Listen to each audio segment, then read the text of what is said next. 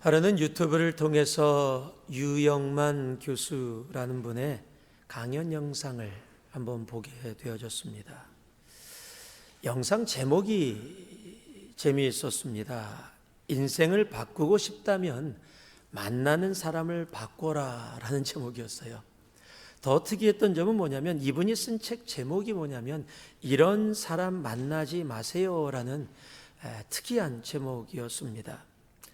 그 강연 가운데 이렇게 얘기를 시작하세요. 만약에 내 자신이 누구인가를 알기 원한다면 그 사람의 세 가지를 보면 알 수 있다라고 이야기합니다. 첫 번째, 그 자신이 자주 만나는 사람이 누구냐. 두 번째, 자주 가는 곳이 어디냐. 세 번째, 읽고 있는 책이 어떤 책이냐를 보면은 그 사람이 또는 내가 어떤 사람인지를 쉽게 알 수 있다라고 그렇게 설명을 합니다. 특히 내가 자주 만나는 사람이 내 자신을 가장 잘 설명해 준다라고 그렇게 이야기를 하면서 자신이 쓴 책에 나를 위해서 만나지 말아야 될 사람들 10가지 유형을 설명합니다. 이 10가지 유형을 제가 적어왔습니다. 첫 번째 유형은 귀가 막힌 사람이다라고 이야기를 합니다. 귀를 닫고 있어서 상대가 무슨 말을 하든 자신이 가지고 있는 답과 결론만 이야기하는 사람이랍니다. 두 번째 유형은 필요할 때만 찾고 구하는 사람이랍니다. 이런 사람은 모든 인간관계를 손해와 이익으로 보기 때문에 자신의 필요에 의해서만 사람을 만난답니다. 세 번째 유형은 오직 나뿐인 사람이랍니다. 세상이 자기를 중심으로 돌고 있다고 믿기에 다른 사람들의 삶에는 전혀 관심이 없는 사람이랍니다. 네 번째 유형은 365일 과시형이랍니다. 언제나 나의 경험을 중시하며 나를 과시하는 사람이라고 얘기합니다. 다섯 번째 유형은 말문을 막는 사람이랍니다. 다른 이들의 말을 귀 기울여 듣지 않고 나는 말이야 라고 말하며 다른 사람들의 말을 막고 쉽게 다른 이의 말을 판단한다고 합니다. 여섯 번째 유형은 과거지향적 사람이라고 얘기합니다. 입만 열면 내가 옛날에 내가 왕년에는을 늘어놓는 사람이라고 얘기합니다. 일곱 번째 유형은 감탄을 잃은 사람이라고 얘기합니다. 삶의 감탄을 잃어서 도전을 피하고 현실에 안주하는 것을 중요하게 여기는 사람이다라고 이야기합니다. 여덟 번째 유형은 책을 읽지 않아 책 잡히는 사람이라고 얘기합니다. 공부는 지적 호흡인데 호흡이 멈춰져서 성장이 멈춘 사람이다라고 설명을 합니다. 아홉 번째 유형은 단점만 지적하는 사람이다라고 이야기합니다. 모든 일을 부정적으로 보아 사람들의 꼬투리만 잡는 사람이다라고 이야기합니다. 열 번째 유형은 대접은 잘 받고 은혜를 저버리는 사람이다라고 이야기합니다. 자신을 도와준 사람들의 사랑과 정성을 쉽게 잊는 사람이다라고 이야기합니다. 막 머리가 돌아가고 있지 않습니까? 이런 분들과 함께하면 정말 쉽지 않을 겁니다. 그런데 만약에 거꾸로요. 혹 내가 이런 사람이라면, 내가 오늘 이야기되어진 이러한 사람의 몇 부분이라도 갖고 있다면 아마 나와 함께하는 사람들이 결코 쉽지 않을 겁니다. 왜냐하면 내가 사랑한다라고 이야기하는데 내가 사랑한다고 이야기하는 그 사람들에게 기쁨이 되어지지 못하고 오히려 고통과 어려움이 되어질 수 있기 때문입니다. 과연 나는 사람들이 만나고 싶은 존재인가? 아니면 피하고 싶은 존재인가? 오늘 예배를 드리고 있는 우리 모두가 여러분 모든 사람들이 만나고 싶은, 만나서 너무 기쁜 존재가 되기를 주님의 이름으로 축복합니다. 우리 옆에 분들에게 그런 마음으로 우리 믿음으로 한번 얘기해. 참 만나고 싶은 분이십니다. 그렇게 한번 참 만나고 싶은 분이십니다. 예, 참 만나고 싶은 분이십니다. 예. 왜 이렇게 웃으세요? 예? 예, 너무 기쁨으로 얘기할 수 있어야 될 텐데. 여러분 사람도 자신에게 기쁨이 되어지고 좋은 사람들을 만나고 싶어 합니다. 그렇듯이 우리 하나님도 동일하십니다. 하나님도 만나고 싶은 사람들이 있는데 하나님께 좋은 사람, 하나님께 기쁨이 되어지는 사람을 하나님도 만나는 것을 즐겨하십니다. 그래서 오늘 말씀의 제목을 하나님이 하나님의 기쁨이 되는 사람이라고 정했습니다. 우리가 함께 읽은 본문에 모세를 향해서 하나님이 이렇게 얘기하십니다. 나의 목전에 내가 은총을 입었다라고 이야기합니다. 은총을 입었다라는 이 단어를 여러분 영어에서 이렇게 해석하고 있어요. Because I am pleased with you. 나는 너를 통해서 기쁘다. 너로 인해 기쁘게 되어졌다라고 이야기하고 있다는 겁니다. 즉 모세가 하나님께 기쁨이 되어지는 사람이 되어졌는데 그 기쁨이 얼마나 컸던지 너가 원하는 것, 내가 말하는 모든 것을 내가 들어서 행해 주겠다라고 말씀해 주십니다. 여러분 하나님은요, 하나님의 기쁨이 되는 사람, 하나님을 기쁘시게 하는 사람들의 삶 가운데서 하나님의 은혜와 역사를 베풀어 주십니다. 여러분 다시 말씀드립니다. 하나님은요, 하나님께 기쁨이 되는 사람, 하나님을 기쁘시게 하는 사람들의 삶 가운데 하나님의 은혜와 하나님의 역사를 행하시고 이루어 주신다는 사실입니다. 여러분 사도 바울도 그것을 너무도 잘 알고 있었어요. 그래서 자기 자신의 기쁨만을 위해서 살던 교회가 있습니다. 바로 고린도 교회입니다. 그 고린도 교회를 향해서 이렇게 이야기합니다. 고린도서 5장 9절입니다. 그런즉 우리는 몸으로 있든지 떠나든지 주를 기쁘시게 하는 자가 되기를 힘쓰노라. 여러분 주님을 기쁘시게 하는 자가 되기를 주님의 이름으로 축복합니다. 주님의 기쁨이 되는 자가 되기를 주님의 이름으로 축복합니다. 왜냐하면 하나님은 그러한 사람들을 통해 하나님의 역사를 이루어 가시기 때문입니다. 그렇다면 하나님의 기쁨이 되어지는 사람이 과연 어떤 사람일까요? 오늘 성경에서 하나님이 우리에게 그것을 알게 하기를 원하십니다. 시편 50편 23절을 함께 봉독해 올리겠습니다. 시편 50편 23절입니다. 함께 읽습니다. 감사로 제사를 드리는 자가 나를 영화롭게 하나니 그의 행위를 옳게 하는 자에게 내가 하나님의 구원을 보이리라. 하나님을 기쁘시게 하는 사람은 여러분 다른 사람이 아닙니다. 바로 감사의 사람입니다. 자, 한번 따라해 주실래요? 감사의 사람. 감사의 사람. 아이작 워트라는 사람이 이렇게 얘기했어요. 하나님은 온 우주에 딱 두 곳에 계시다. 첫 번째는 하나님의 나라 천국이고 다른 곳은 감사하는 사람의 마음이다 라고 이야기를 합니다. 여러분 하나님은 감사의 사람을 얼마나 기뻐하시는지 뭐라고 얘기하세요? 모든 일에 감사하라라고 말씀하세요. 데살로니가전서 5장 18절을 보면 범사에 감사하라. 이것이 그리스도 예수 안에서 너희를 향하신 하나님의 뜻이니라 라고 이야기합니다. 여러분 오늘 예배를 오시면서 어떤 마음으로 오셨어요? 오늘 저 예배당 문을 들어서시면서 어떠한 마음이 여러분 마음 가운데 가장 많이 있으셨습니까? 여러분 하나님은요, 하나님을 예배하는 자가 하나님을 예배하러 올 때 가장 먼저 원하시는 게 있어요. 그게 뭔지 아십니까? 바로 감사입니다.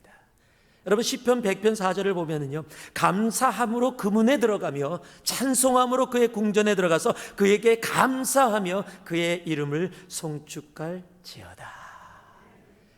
여러분 감사함으로 우리가 예배를 시작하는 겁니다. 감사함으로 주님 앞에 예배 가운데 나아가는 것, 하나님은 그 감사를 우리의 삶 가운데 복기를 원하십니다.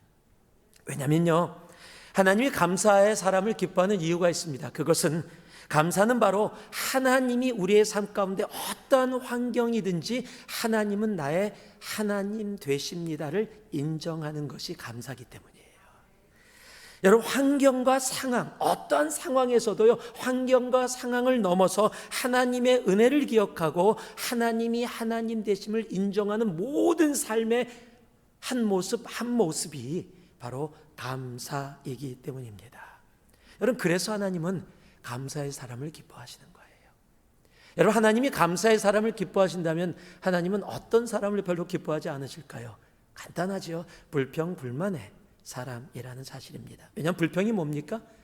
하나님이 하나님 되심을 인정하는 것이 아니라 이 환경이 하나님 이게 뭡니까? 내 삶 속에 왜 이런 환경, 이런 상황, 이런 것들을 만나서 왜 나로 힘들게 하십니까? 라고 그 환경에 집중하게 되어져서 그 환경까지도 주인 되어주시고 그 환경 가운데 역사하고 계시는 하나님을 인정하지 못하는 모습이 바로 불평과 불만의 모습이기 때문입니다. 여러분, 이스라엘 사람들이 그랬죠. 노예로 살았어요. 평생을 노예로 살았어요. 그런데 그 애들에게 자유를 주셨어요. 그리고 아무것도 없는 소유를 엄청나게 허락해 주시고 가나안 땅이라는 땅까지 약속해 주시고 그것으로 인도해 주셨어요. 그런데요, 가면서 기회만 되면 불평합니다. 기회만 되면 불평하고요, 받은 것은 당연한 것이고 못 받은 것은 짜증난다. 지금 이스라엘 사람들이 그런 모습이었어요. 하나님이 얼마나 화가 나셨는지 민수기 14장에 이렇게까지 얘기하세요.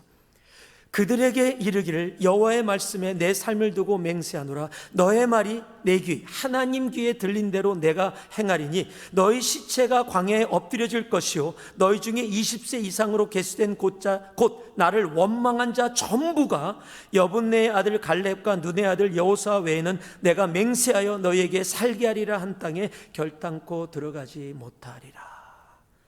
여러분, 불평과 불만은 결국 자신들을 죽게 한다는 사실입니다. 여러분, 그런데 여분네의 아들 갈렙과 눈의 아들 여호수아 외를 시켰어요. 왜 그럴까요? 여러분, 12명의 정탐꾼을 가나안 땅에 보냈는데 10명이 갔다 오더니 환경을 봤어요. 환경이 사실이었습니다. 거인들이었고 정말로 이스라엘 사람들은 감당할 수 없는 것 같은 사람들이 있었어요. 그 환경을 보고 와서 환경을 그대로, 거짓말한 게 아닙니다, 있는 사실 그대로 이야기했어요. 근데 그 이야기를 듣고 이스라엘 백성들이 울며 불며 모세를 죽이고 싶은 분노까지도 그 안에 이뤄졌고, 다시 돌아가자, 우리가 이곳에서 죽게 됐다, 다시 돌아가자까지 얘기를 했습니다. 그런데 그 와중에 갈렙과 여호수아가 뭐라고 얘기합니까? 똑같이 봤습니다. 그들이 거인인 것도 봤습니다. 힘든 땅인 것도 봤습니다. 그런데 뭐라고 얘기해요? 하나님이 약속하셨다. 그들이 뭐다? 세 번역이 별로 안 좋아요. 먹이다라고 얘기합니다. 옛날 게 좋습니다. 밥이다. 한국 사람들한테는 밥입니다. 그들은 우리의 밥이다. 여러분, 똑같은 상황을 봤는데 완전히 다른 반응이에요. 왜요? 환경을 보고 환경을 그대로 봤어요. 거짓말 아니었습니다. 그런데 그 환경을 보고 하나님을 인정하지 못하게 되어버렸어요. 그런데 똑같은 환경을 봤는데도 하나님을 하나님 되게 하는 것, 여러분, 이게 감사입니다. 그래서 갈렙과 여호수아 외에는 이라고 이야기를 하는 겁니다. 우리가 살다 보면요, 함께하면 함께할수록 힘든 분들이 바로 불평과 불만을 하는 분들입니다. 비가 오면 비가 온다고 불평하고요, 비가 안 오면 비가 안 온다고 짜증냅니다. 사람이 많으면 너무 많아서 정신없다 그러고요, 사람이 없으면 이렇게 썰렁해서 이게 어떡하냐 그럽니다. 어떤 상황에서도 불평의 이유를 기가 막히게 찾아냅니다. 여러분, 노만 빈센트 필 박사가 기차여행을 하고 있었습니다. 맞은편에 한 중년 부인이 앉아 있었습니다. 그런데 이 부인이 계속 투덜대시는 거예요. 좌석이 불편하다, 시트가 지저분하다, 청소가 제대로 안 돼서 냄새가 난다, 그냥 도와주는 승무원도 불친절하다고 계속 불평을 하니까 그 불평하는 아내 옆에 앉아 있었던 남편이 바로 앞에 앉아 있는 필 박사를 보고 조금 어색했나 봐요. 그러니까 말을 겁니다. 안녕하세요, 저는 아무개입니다. 저는 변호사로 이 변호사이고 제 아내는 제조업의 업자입니다. 그러고 얘기를 했어요. 필 박사가 보면서 물었습니다. 그러시군요. 예, 반갑습니다. 그러면 아내분은 어떤 제조업에 봉사하고 계신가요? 그랬더니 필 박사가 이렇게 얘기합니다. 제 아내는 불평불만 제조업에 봉사하고 있습니다. 혹시 여러분 어떤 제조업에 봉사하고 계십니까? 어떤 아버지가 아들과 산에서 만나기로 했습니다. 그런데 아버지가 먼저 도착했는데 아들이 안 오는 거예요. 오래 기다렸는데 아들이 헐떡헐떡하면서 숨을 쉬면서 얼굴이 빨개갖고 온 겁니다. 아버지 큰일 날 뻔했어요. 아주 큰 사고가 났는데 정말로 얼마나 감사한지 몰라요. 다치지 않고 그냥 그 사고를 피해서 오게 돼서 좀 늦었지만 이렇게 무사히 오게 돼서 너무너무 감사해요. 그 이야기를 들던 아버지가 아이고 그랬구나, 너무 감사하다. 근데 그렇다면 나는 더 감사하구나 그래요. 아들이 깜짝 놀라서 왜요? 아버지는 더 큰 사고 당하실 뻔하셨어요? 아버지가 얘기해요. 아니, 나는 아무 일 없이 무사히 여기까지 왔단다. 그래서 나는 너무너무 더 감사하단다. 여러분, 감사하는 사람은요, 삶의 해석이 다릅니다. 잘못 따라해 보실래요? 감사하는 사람은 삶의 해석이 다르다. 여러분, 요셉이 형들에게 배반당하고 팔렸어요. 노예가 됐습니다. 억울한 일을 당해서 자기가 잘못하지도 않았는데 억울하게 감옥에 가요. 감옥에서 또 잊혀집니다. 여러분, 그런 모든 일, 여러분 삼자에서 보면 야, 무슨 인생이 이렇게 정말로 꼬였냐, 이렇게 안 풀리냐라고 이야기할 수 있었던 인생이 요셉의 인생입니다. 그런데 그 일을 만든 형들을 만납니다. 형들이 놀라서요, 죽일까봐 두려워서 벌벌 떱니다. 그런데 그들을 향해 우리가 너무도 잘 알죠. 창세기 45장 5절 말씀. 자, 같이 읽습니다. 요셉이 형들을 향한 그의 마음을 이야기합니다. 함께 읽습니다. 당신들이 나를 이곳에 팔았으므로서 근심하지 마소서, 한탄하지 마소서. 하나님이 생명을 구원하시려고 나를 당신들보다 먼저 보내셨나이다. 아멘. 여러분, 요셉이 무엇을 보고 있어요? 하나님을 보고 있어요. 여러분, 이럴 수가 있습니까? 자기를 팔아서 자기가 정말 그렇게 오랫동안 고생을 했는데, 죽을 고비를 넘겼는데, 두려워하지 마소서, 한탄하지 마소서, 걱정 근심하지 마소서. 하나님이, 여러분, 이게 감사의 사람이에요. 어떠한 환경 가운데서도 하나님을 인정하는 삶, 여러분, 이게 감사의 사람인 거예요. 여러분, 살다 보면요, 요셉 정도는 아니더라도 억울하고 힘들고 짜증나고 화나고 정말 불편하고 힘든 사람 만나지요. 왜 안 만나겠습니까? 안 만난 사람 있다면 병원 보내셔야 돼요. 누구나 만납니다. 짜증납니다. 화납니다. 사랑한다고 해서 결혼했는데 부부 사이에서도 짜증나고 화나고 불평하는 일들 보게 되어지고 경험하게 되어져요. 그럴 때 그 불평하고 짜증나는 일에 집중하느냐, 아니면 그 일 가운데서도 역사하고 계시는 우리의 하나님을 바라보고 인정하느냐, 여러분, 이것이 감사와 불평으로 나눠지는 겁니다. 여러분, 감사의 사람이 되기를 주님의 이름으로 축복합니다.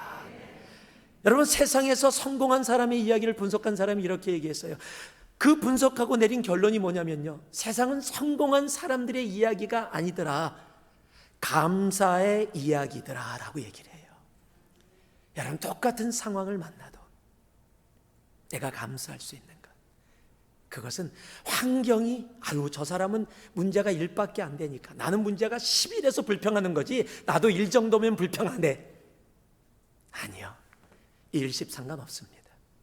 1이든 10이든 7이든 5든 그 환경의 상황이 얼마나 힘들고 어렵든지 문제가 아니라 내 눈이 환경을 바라보고 있느냐, 아니면 내 눈이 하나님을 바라보고 있느냐, 그리고 그 환경 가운데도 우리의 하나님 되신 하나님을 인정하며 나아가고 있느냐. 여러분, 이것이 감사라는 겁니다. 하나님은 이 감사의 사람을 기뻐하시고, 하나님이 기뻐하시는 그 사람들을 통해 하나님의 은혜와 하나님의 역사를 지금도 이루어 가십니다. 하나님을 기쁘시게 하는 삶을 살고 계십니까? 감사하고 계십니까? 주님의 감사의 사람, 하나님이 기뻐하시는 그 사람이 바로 오늘 예배를 드리고 있는 우리이기를 주님의 이름으로 축복하고 다시 한번 축복합니다. 히브리서 11장 6절을 함께 읽겠습니다. 히브리서 11장 6절입니다. 믿음이 없이는 하나님을 기쁘시게 못하나니 하나님께 나아가는 자는 반드시 그가 계신 것과 또한 그가 자기를 찾는 자들에게 상 주시는 이심을 믿어야 할지니라.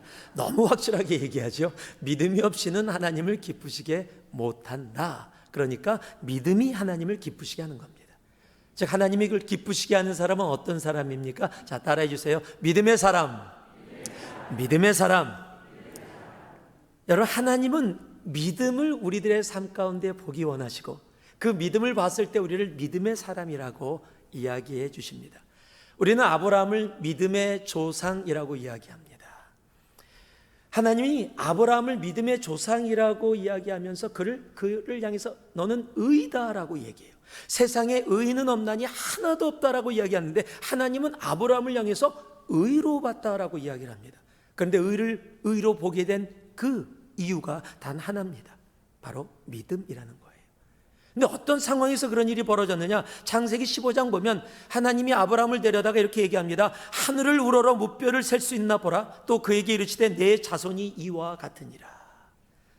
하나님의 놀라운 축복의 말씀이니까 너무 좋지요. 그런데 현실이 어떤 상황이에요? 절대 아기를 가질 수 없는 상황이에요.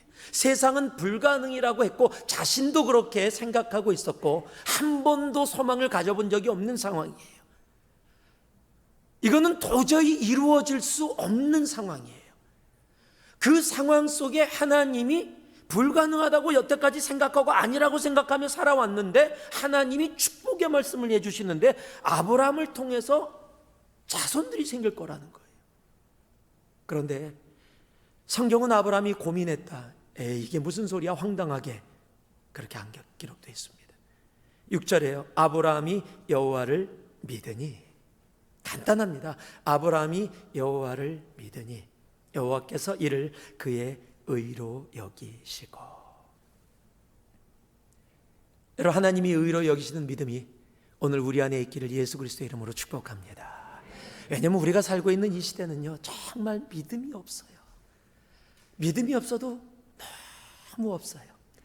여러분, 믿음이 없으면 우리의 삶 가운데 나타나는 모습이 뭔지 아세요? 금방 두려움과 낙심입니다.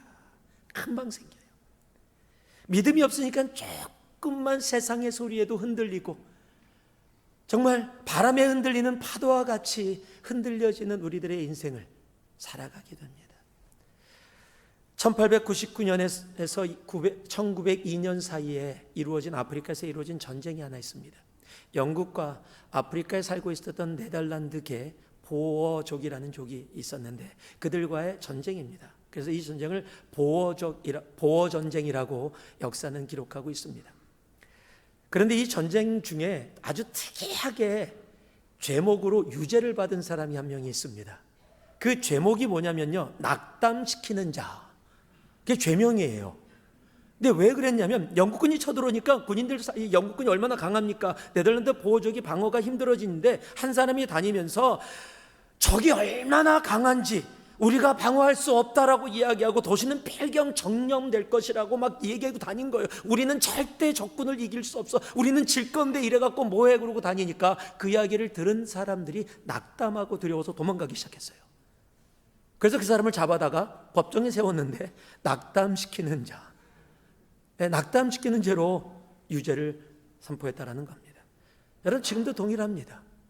환경을 보고 상황을 보면서 안 된다니까, 힘들다니까, 어렵다니까, 불가능하다니까 라고 이야기를 내 입술에 담게 되어지면 여러분, 나뿐만 아니라 내 주위의 사람들을 낙담하게 하고 두려움으로 몰아서 하나님을 믿는, 아무리 힘들고 어려운 환경이고 상황이라고 할지라도 하나님을 믿는 믿음으로 그 어려움을 이겨나갈 수가 있게 되어지는데, 환경과 상황을 이야기해서 그 두려움으로 낙담하고 넘어지게 하는, 안 돼, 안 돼 이야기하게 됩니다.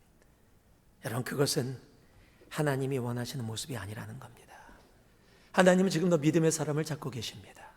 하나님은 예전에도 믿음의 사람을 기뻐하셨고 지금도 믿음의 사람들을 기뻐하십니다. 하나님이 얼마나 믿음의 사람들을 기뻐하셨는지, 아니 하나님에게 믿음이 얼마나 중요하고 소중했는지 하나님을 따랐던 하나님의 백성들을 단 한마디로 정의해요. 뭐라고요? 히브리서 11장에 기록되어 있습니다. By faith, 믿음으로. 믿음으로 아브라함은, 믿음으로 에녹은, 믿음으로 노아는, 믿음으로 모세는 시대와 배경과 상황이 다 달랐는데 그 모두를 하나님은 단 한마디로 정의하고 계신다는 거예요. 믿음으로. 여러분, 하나님은 이런 믿음을 보기를 원하십니다. 그 믿음이 어떤 믿음인지 설명한 곳이 있는데요, 하나님은 그 믿음을 어린아이와 같은 믿음이다 라고 이야기하십니다. 누가복음 18장에 보면 이렇게 어린아이에 대해서 기록합니다. 예수께서 그 어린아이들을 불러 가까이 하시고 이르시되 어린아이들이 내게 오는 것을 용납하고 금하지 말라. 하나님의 나라가 이런 자의 것이니라. 내가 진실로 너희에게 이르노니 누구든지 하나님의 나라를 어린아이와 같이 받아들이지 않는 자는 결단코 거기 들어가지 못하리라 하시니라. 하나님은 어린아이들의 순수하고 그대로 받아들이는 그 믿음을 지금 이야기하고 계시는 겁니다. 여러분, 하나님 나라는요, 세상의 이성이나 세상의 가치나 내가 살아왔던 경험이라는 필터를 통과하게 되어질 때 변질되어집니다. 하나님의 말씀은 그 말씀 그대로 받아들일 수 있는 것. 여러분, 환경이 너무 어려운데 두려워 말라, 겁내지 말라, 내가 너와 함께하고 있다.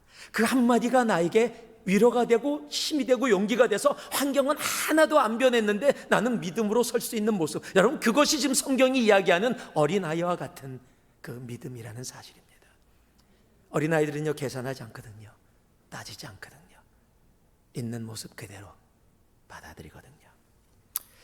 기적을 사고 싶어요라는 한 글이 있습니다. 여기에 순수한 믿음에 대해서 우리로 생각하게 합니다. 한참 바쁜 약국에 점심시간인데 어린 소녀가 조심스럽게 그 안으로 들어와서 작은 젤리통을 가지고 와서 약사에게 내밉니다. 그리고 이렇게 얘기합니다. 내 동생이 많이 아파요. 수술을 해야 하는데 돈이 없대요. 그래서 기적을 사러 왔어요. 약사가 그 얘기를 듣고 이게 무슨 소린가 해서 피식 웃으면서 꼬마야, 우리는 기적을 팔지 않는단다 라고 이야기했습니다. 그랬더니 아이가 이야기합니다. 여기는 아픈 사람을 낫게 해주는 약을 파니까 기적도 팔지 않나요? 저 돈 있어요, 보세요. 그러면서 젤리통을 여는데 미끄러져서 떨어뜨립니다. 그랬더니 젤리통이 뚜껑이 열리면서 그 속에 있었던 동전들이 바닥에 흩어지게 됩니다. 소녀의 눈가에 그렁그렁 눈물이 고이기 시작했습니다. 소녀가 생각합니다. 지난밤 소녀의 아빠가 병상에 누워있는 아이를 보고 엄마에게 이렇게 얘기했거든요. 여보, 아이를 살리려면 이제 기적이 필요해. 그 이야기를 이 소녀가 들은 거예요. 아빠는 기적이 필요하댔어.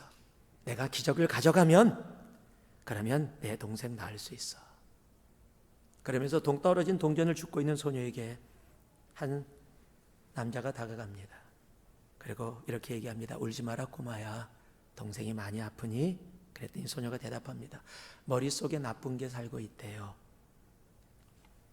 기적은 얼마예요? 어디서 살 수 있어요? 남자가 소녀 얼굴을 가만히 바라보더니 이렇게 묻습니다. 얼마를 가져왔니? 소녀가 동전을 다 모아서 보여주는데 1달러 11센트가 들어있었습니다. 남자는 젤리통과 소녀의 작은 손을 꼭 잡았습니다. 그리고 이렇게 얘기합니다. 1달러 11센트면 충분하단다. 우리 같이 동생 만나러 갈까? 소녀와 남자는 집으로 향했습니다. 그리고 남자는 소녀의 가족에게 인사를 했습니다. 이렇게 인사를 합니다. 안녕하세요. 기적이 왔습니다. 왜냐하면 함께 온 그 남자의 이름은 칼튼 암스트롱이라는 세계에서 가장 유명한 당시의 신경과 전문 의사였습니다. 남자는 소녀의 동생을 자신의 병원으로 옮겼고요. 10시간의 수술을 거쳐서 성공적으로 마쳤습니다.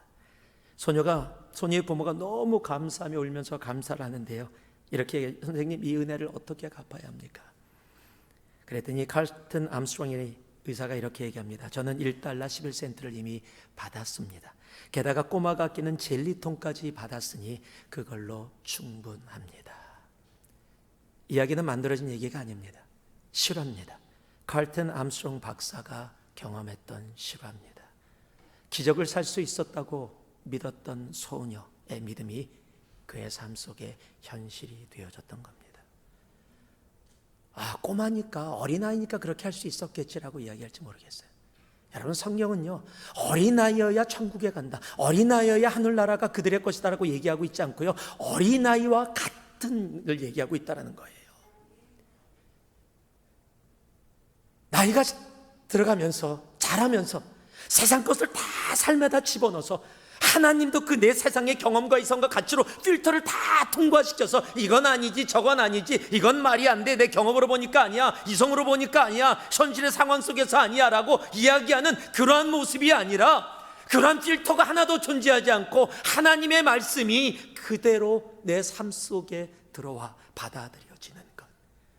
여러분, 그것이 믿음이라는 거예요. 그게 불가능할 거라고 생각합니까? 아니요. 여러분, 성경엔 그런 사람들이 수없이 기록되어 있어요. 여러분, 노아는 어떻습니까? 비가 무엇인지 한 번도 경험해 본 적이 없어요. 그런데 비가 와서 세상이 멸망한답니다. 배를 지라고 하는데 강가나 바닷가가 아니라 어디예요? 산중턱이지래요.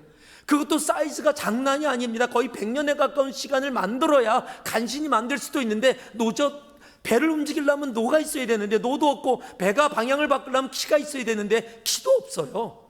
말도 안 되는 것을 노아에게 만들라고 이야기합니다. 그런데 성경은 그 노아를 어떻게 기록하고 있습니까? 하나님이 말씀하신 대로 그대로 행하였더라. 여러분, 이게 믿음입니다. 우리의 인생의 필터를 통과하지 않고 있는 모습 그대로 받아들이는 것, 하나님은 그것을 믿음이라고 이야기합니다. 그리고 믿음이 없이는 하나님을 기쁘시게 못한다라고 얘기합니다. 하나님은 지금도 믿음의 사람을 찾고 있습니다. 토마스 아퀴나스는 이렇게 믿음에 대해서 얘기합니다. 믿음 있는 사람에겐 어떠한 설명도 필요 없다. 그러나 믿음 없는 사람에겐 어떠한 설명도 불가능하다. 에베소서 5장 8절에서 11절은 우리들에게 이렇게 우리의 모습을 이야기해 줍니다. 너희가 전에는 어둠이더니 이제는 주 안에서 빛이라. 빛의 자녀들처럼 행하라. 빛의 열매는 모든 착함과 의로움과 진실함에 있느니라. 주를 기쁘시게 할 것이 무엇인가 시험하여 보라. 너희는 열매 없는 어둠의 일을 참여하지 말고 도리어 책망하라. 여러분, 주를 기쁘시게 할 일이 무슨 일입니까? 하나님의 자녀된, 빛의 자녀된 우리들은 우리의 삶 속에서 착함과 의로움과 진실함의 열매를 맺는, 여러분, 이것이 바로 주님을 기쁘시게 하는 일이라는 겁니다. 그 일들이 어떻게 이루어질 수 있어요? 오늘 말씀이 우리에게 분명히 얘기해 줍니다. 여러분, 감사의 사람을 통해, 믿음의 사람을 통해 하나님의 빛의 자녀된 자들이 바로 매 순간 하나님을 기쁘시게 하는 삶을 살아갈 수 있게 되어진다는 사실입니다. 하나님은 그 기쁨의 사람을 통해 하나님의 일들을 행하십니다. 하나님 모세를 향해서요, 내가 이 일도 내게 행하리니 너는 나의 목전에 은총을 입은 자다. 내가 이 일도 해줄게. 너가 말하는 이거 내가 다 해줄게. 그 이유가 뭐냐면 너는 나의 기쁨이 되기 때문이야. 여러분, 하나님은요, 오늘도 모세를 만나주셨던 것처럼 우리를 동일하게 만나기를 원하십니다. 그리고 그렇게 말씀하기를 원하세요. 내가 이 일도 너를 위해서 해줄게. 내가 다 해줄게. 너가 나의 기쁨이기 때문에. 여러분, 하나님께 그런 음성을 들으며 살아갈 수 있는 우리가 되기를 진심으로 소망합니다. 그러기 위해서 이 한 주요, 여러분, 환경 보지 마시고요, 환경이 이렇다 저렇다가 아니라는 거예요. 내 눈에 보여지는 것이 아니라 하나님의 말씀, 하나님의 약속, 하나님을 바라보는 것, 그리고 그대로 살아가는 것, 그것이 감사의 삶이에요. 그리고요, 여러분, 믿음은요, 내가 살았던 경험이나 세상 것으로 필터를 만들어서 하나님의 말씀을 다 그것에 통과시켜서 변질시키는 것이 아니라 있는 그대로 하나님의 말씀하신 그대로 행하였더라. 그것이 믿음입니다. 그 감사와 믿음으로 이 한 주 하나님의 기쁨이 되어져 여러분의 삶 가운데 하나님이 너희가 원하는 것 내가 다 행할게, 여러분, 그렇게 말씀하시는 놀라운 은혜의 자리에 우리 모두가 있기를 살아계신 예수 그리스도의 이름으로 축복하고 또 축복합니다. 기도하겠습니다.